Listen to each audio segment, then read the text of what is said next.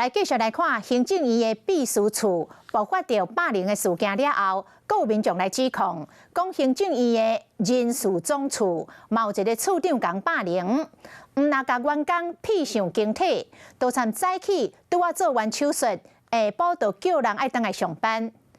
人事总处是来回应讲，因一接到检举，马上就邀请专家成立着调查小组，目前确定霸凌是事实，后续会依法处理。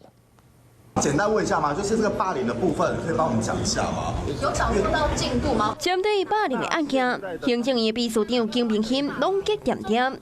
除了行政院秘书处的案件以外，即摆搁加一案。有人也了讲，一个捌做过法务部人事处甲资格总处人事处的处长，慢慢霸凌下死，伊向控诉，有同事老爸贵姓轻松甲伊说共价。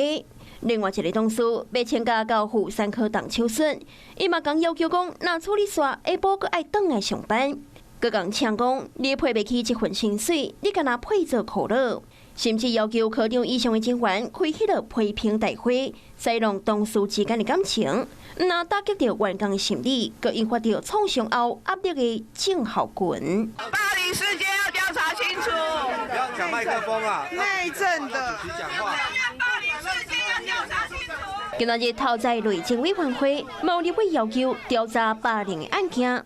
人事总处回应讲，已经接到申诉检举，经过律师、审理咨询师等等的专家组成调查小组确认，估计这件代志若是真的，就成立霸凌，后续将会依照调查结果依法处理。霸凌案件啊，有掌握到是有几起吗？统计的？目前就是关于这个处长的部分的话，就是持续在调查的状况。